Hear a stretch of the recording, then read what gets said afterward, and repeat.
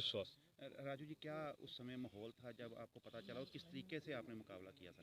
माहौल ऐसा था, हम लोग शुरू से घूम रहा था, धुंध बहुत था, तो जस्ट मेजर से एक बार मिला था, तो मेजर इस तरफ दाहिने तरफ चला गया, मैं बाएं तरफ चला गया देखने के लिए। तो अचानक मेरे को फायर का आवाज़ आया, तो मैं भागते हुए आया, तो फायरिंग चल रहा है, तो मैं दौड़ के जाके गया, तो देखा मेजर लेटा हुआ है और चिल्ला रहा है, जो गोली लग गया, गोली लग गया। तो मैं जाके मेजर को पकड़ा और कवरिंग फायर दिया। तो इस हालत में फायरर भाग गया और पीछे के साइड से फायर करना शुरू कर दिया था। फिर हमने जब कवर दिया तो चला गया। कैसे महसूस करते हैं ऐसी घटना को जब आपने फायरिंग की और उनको भागना पड़ा पीछे? सर गोली तो सामने से देखो तब पता लगेगा सर। कोई बात नहीं। सर, जिस तरीके दसा जा रहा है कि इधर ਦੇ ਵੀ ਲੋਕ ਸ਼ਾਮਿਲ ਸਨ, ਕੀ ਕਾਰਵਾਈ ਤੁਹਾਡੇ ਵੱਲੋਂ ਕੀਤੀ ਜਾ ਰਹੀ ਹੈ? ਡੀਏਜੀ ਸਾਹਿਬ ਨੇ ਤੁਹਾਨੂੰ ਸਾਰੀ ਡਿਟੇਲ 'ਚ ਦੱਸਿਆ ਕਿ ਕਿਵੇਂ ਆਪਰੇਸ਼ਨ ਹੋਇਆ, ਕਿਵੇਂ ਸਾਰਾ ਇਨਸੀਡੈਂਟ ਹੋਇਆ ਮਾਰਨਿੰਗ 'ਚ 5:15 ਵਜੇ ਦਾ। ਸੋ ਉਸ ਤੋਂ ਬਾਅਦ ਜਿਹੜੇ ਆਪਣੇ ਇੰਡੀਅਨ ਸਾਈਡ ਤੇ ਬੰਦੇ ਸੀ ਉਹਨਾਂ ਬਾਰੇ ਜਿਹੜੀ ਸਾਡੇ ਕੋਲ ਇਨਫੋਰਮੇਸ਼ਨ ਹੈ ਆਲਰੇਡੀ, ਉਸ ਇਨਫੋਰਮੇਸ਼ਨ ਤੇ ਵੀ ਵਰਕ ਕਰ ਰਹੇ ਹਾਂ। ਜਿਵੇਂ ਪੁਰਾਣੇ ਸਮਗਲਰ ਕੋਈ ਸੀਗੇ ਉਹਨਾਂ ਦਾ ਸਰਚ ਕਰ ਰਹੇ ਹਾਂ, ਉਹਨਾਂ ਦੀ ਰੇਡ ਕਰ ਰਹੇ ਹਾਂ। ਜਿਹੜੇ ਕੋਈ ਪੁਰਾਣੀਆਂ FIRs ਨੇ ਜਿਨ੍ਹਾਂ ਤੇ ਕੋਈ ਮੇਜਰ ਰਿਕਵਰੀਜ਼ ਹੋਈਆਂ ਉਹਨਾਂ ਤੇ ਵਰਕ ਕਰ ਰਹੇ ਹਾਂ। ਐਂਡ ਹੋਪਫੁਲੀ ਅਸੀਂ ਜਲਦੀ ਬੰਦੇ ਫੜ ਲਾਂਗੇ ਜਿਹੜੇ ਇੱਧਰਲੇ ਪਾਸੇ ਇੰਡੀਅਨ ਸਾਈਡ ਤੇ ਆਏ ਸੀ। ਜਿਹੜੇ ਪਾਕਿਸਤਾਨ ਸਾਈਡ ਤੇ ਆਏ ਸੀ ਉਹ DIG ਸਾਹਿਬ ਨੇ ਦੱਸਿਆ ਕਿ ਤੁਹਾਡੀ 11:30 ਵਜੇ ਅੱਜ ਫਲੈਗ ਮੀਟਿੰਗ ਹੈ, ਉਹਦੇ ਵਿੱਚ ਉਹ ਮੁੱਦਾ ਉਠਾਉਣਗੇ, ਉੱਥੇ ਗੱਲ ਵੀ ਕਰਨਗੇ। ਤੇ ਜਿਹੜਾ ਇੰਡੀਆ ਵਾਲੇ ਪਾਸੇ ਦੈਟ ਵੀਲ ਟੇਕ ਕੇਅਰ। ਇਹ ਆਸ-ਪਾਸ ਦੇ ਪਿੰਡਾਂ ਦੇ ਹੋਣਗੇ ਜਿਹੜੇ ਕਹਿਣਾ ਮੁਸ਼ਕਲ ਹੈ ਕਿ ਲਾਗੇ ਦੇ ਪਿੰਡਾਂ ਦੇ ਹੋਣਗੇ ਜਾਂ ਦੂਰ ਦੇ ਹੋਣਗੇ, ਬਿਕੋਜ਼ ਸਾਡੇ ਸੈਕੰਡ ਲਾਈਨ ਆਫ ਡਿਫੈਂਸ ਦੇ ਜਿਹੜੇ ਨਾਕੇ ਹੈਗੇ ਉੱਥੇ ਸਾਡੇ ANPR ਕੈਮਰਾਜ਼ ਵੀ ਲੱਗੇ ਹੋਏ। ਸੋ ਜੇ ਕੋਈ ਹੋਏ ਤੇ ਗੱਡੀ ਤੇ ਆਇਆ ਹੋਊਗਾ ਤੇ ਉਹਦੇ ਵਿੱਚ ਕਲੀਅਰ ਹੋ ਜਾਏਗਾ। ਜੇ ਕੋਈ ਬਾਈ ਫੁੱਟ ਮੂਵਮੈਂਟ ਹੋਈ ਹੋਏਗੀ ਦੈਟ ਮੀਨਸ ਕਿ ਲਾਗਲੇ ਪਿੰਡਾਂ ਦਾ ਹੀ ਕੋਈ। ਸਰ ਆਮ ਤੌਰ ਤੇ ਦੇਖਿਆ ਜਾਂਦਾ ਕਿ BSF ਐਸੀਆਂ ਖੇਪਸ ਪਕੜਦੀ ਰਹਿੰਦੀ ਹੈ, ਲੇਕਿਨ ਕਦੀ ਵੀ ਇਹ ਕੋਸ਼ਿਸ਼ ਨਹੀਂ ਹੋ ਪਾਉਂਦੀ ਕਿ ਜਦੋਂ ਸੈਕੰਡ ਡਿਫੈਂਸ ਲਾਈਨ ਦੀ ਗੱਲ ਆਉਂਦੀ ਆ ਤੇ ਇਧਰਲੇ ਕੋਰੀਅਰ ਜਿਹੜੇ ਆ ਸਲੀਪਰ ਸੈੱਲ ਉਹ ਨਹੀਂ ਰਿਕਵਰ ਹੋ ਪਾਉਂਦੇ। ਨਹੀਂ, ਕਾਫੀ ਕੇਸਿਸ ਹੈਗੇ ਜਿਨ੍ਹਾਂ ਵਿੱਚ ਰਿਕਵਰੀ ਹੋਈ ਵੀ ਹੈ ਤੇ ਬਾਅਦ ਚ ਬੰਦੇ ਵੀ ਫੜੇ ਗਏ। ਜਿਵੇਂ ਅਕਤੂਬਰ ਵਿੱਚ ਅਸੀਂ 8 ਕਿਲੋ ਰਿਕਵਰ ਕੀਤੀ ਸੀ, ਉਹਦੇ ਵਿੱਚ ਸਾਡੇ ਕੋਲ ਬੰਦੇ ਟਰੇਸ ਹੋ ਗਏ ਸੀ, 3 ਬੰਦੇ ਟਰੇਸ ਹੋ ਗਏ ਸੀ, ਉਹਨਾਂ ਤੇ FIR ਵੀ ਹੋਈ ਹੈ ਔਰ ਅਰੈਸਟ ਵੀ ਪੈ ਗਈ, ਉਹ ਚੱਲ ਵੀ ਗਏ ਨੇ ਜੇਲ੍ਹ 'ਚ। ਸੋ ਜਿਹੜੀ ਪਹਿਲਾਂ ਉਸ ਤੋਂ ਪਹਿਲਾਂ ਜਿਹੜੀ ਮੇਜਰ ਰਿਕਵਰੀ ਸੀ 22 ਕਿਲੋ ਦੀ ਇੱਕ ਹੈਰੋਇਨ ਦੀ ਰਿਕਵਰੀ ਹੋਈ ਸੀ ਆਈ ਥਿੰਕ 2020 'ਚ ਜਾਂ 2021 'ਚ, ਉਹਦੇ ਵਿੱਚ ਵੀ ਬੰਦੇ ਅਰੈਸਟ ਹੋਏ ਸੀ, ਉਹਦੇ ਵਿੱਚ ਵੀ ਬੰਦੇ ਜੇਲ੍ਹ 'ਚ ਗਏ ਨੇ, ਉਹਦਾ ਵੀ ਟਰਾਇਲ ਚੱਲ ਰਿਹਾ। सो ਇਹਦੇ ਵਿੱਚ ਵੀ ਵੀਲ वर्क ऑन इट, ਅਸੀਂ ਇਹਦੇ 'ਚ ਵੀ ਜਲਦੀ ਬੰਦੇ ਫੜਾਂਗੇ। थैंक यू सर बता दीजिए कितने बजे का ये मामला? आज सुबह 5:15 बजे हमारा हेड कांस्टेबल ज्ञान सिंह यादव, जो यहाँ से तकरीबन सेम जहाँ पे अपन खड़े हैं यहाँ से कोई 25 मीटर दूर पे पेट्रोलिंग कर रहा था, और उसके दूसरी तरफ कांस्टेबल ये राजू विश्वास था जो तकरीबन 50 मीटर दूर था। इस हेड कांस्टेबल ज्ञान सिंह यादव ने फेंसिंग पर कोई मूवमेंट देखा, इसे लगा कि कुछ सामान को इंडिया के अंदर घुसाने की कोशिश की जा रही है, तो इसने तुरंत उनको चैलेंज करते हुए फायर करा।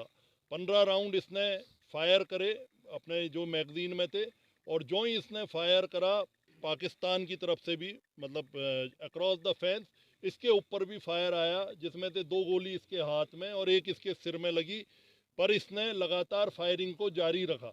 इसी फायरिंग की आवाज़ सुन करके जो हमारा दूसरा कांस्टेबल जो मेरे ये बगल में खड़ा है राजू, ये दौड़ करके आया और इसने सोचा कि हेड कांस्टेबल ने स्मगलर देख के फायर कराया, पर इसे पता नहीं था कि उसके गोली लग चुकी है। और इसने जो ही इसने पहुंचा और देखा कि उस उस्ताद तो नीचे गिरे हुए हैं और फिर भी फायर कर रहे हैं, तो इसने भी पोजीशन ली और स्मगलर्स को एंगेज करा। जब उन्होंने देखा कि दो जवान पहुंच गए और फायर हो गया है, तो उनकी हिम्मत एकदम पस्त हो गई और वो पूरा सामान छोड़ करके भाग गए। जब यहाँ पे सर्च करी गई तो 47 पैकेट हेरोइन, तो तकरीबन 47 kg हेरोइन, 7 पैकेट अफीम है, 2 पिस्टल हैं जिसमें से एक इटालियन मेड है, एक चाइनीज़ मेड है। एक पिस्टल के साथ 42 राउंड है, एक के साथ 12 राउंड है। 74 राउंड गिरे हुए AK-47 के सर्च के समय हेड ऑफ फेंस मिले। और मैं बताना चाहूँगा कि यहाँ से 200 मीटर आगे IB है और उसके आगे रावी नदी शुरू हो जाती है। तो रात के समय ही रावी नदी में नाव से ऐसा लगता है 5 से 7 जवान जो स्मगलर्स थे, उन्होंने ये बॉर्डर क्रॉस करी और हैवीली आर्म्ड थे, और ऐसा लगता है कि बिना किसी और जो पाकिस्तान के जो भी हैं उनके सपोर्ट के बिना ये कार्रवाई नहीं करी जा सकती। इधर भी ये 3 आदमी बैठे हुए थे, आप देखेंगे तो इनके ये कुर्ते बैठे हैं। हमने वो सर्च डॉग लगाए, SSP साहब से हमने रिक्वेस्ट करी है पूरी ताकत से पुलिस भी पकड़ने में लगी हुई है। पहले भी इसी जगह पे कोई 1.5 महीने पहले 1 किलोमीटर आगे इस जगह से एक अटेम्प्ट करा था। उस समय भी हमारे बहादुर जवान ने फायर करा था, पर किसी तरह से वो बच करके सामान मतलब नहीं ले पाए थे और निष्फल कर दिया था। पर इस बार मुझे लगता है सेम ग्रुप ने दोबारा अटेम्प्ट करा और हमारे बहादुर जवान ने उनका निष्फल कर दिया और सारा सामान जो कुछ अनुमान लगा कितने लोग होंगे उधर भी इधर भी? तकरीबन 5 से 7 लोग तो जो पाँव के निशान है नदी के किनारे पे, 5 से 7 स्मगलर पाकिस्तान से आए थे और यहाँ पे 3 से 4 इंडियन साइड के स्मगलर जरूर इन्वॉल्व। जख्मी है उनके क्या हालात है? जो जख्मी है वो IRV हॉस्पिटल है, IRY हॉस्पिटल है प्राइवेट, वहाँ उसे एडमिट कर दिया है, वो स्टेबल है। और उस जवान का और इस साथ में जो ये राजू खड़ा है कांस्टेबल, इसका बहुत बहादुरीपूर्ण ये कारनामा था। इन्होंने अपनी इतने खतरनाक उसमें परिस्थितियों में अपने धैर्य को रखते हुए जिस तरह से रिटेलिएट करा और उनको भागने पे मजबूर कर दिया, और इतनी बड़ी मात्रा में। तो अभी आप देख सकते हैं कि यहाँ इलेक्शन आने वाले हैं, तो यहाँ की शांति को, यहाँ की जवानी को किस तरह से ये नष्ट करने का प्रयास कर रहे थे और क्या इसका अंजाम हो सकता था। तो ये सिर्फ वो लगाया जा सकता है, अंदाज़ा ही लगाया जा सकता है।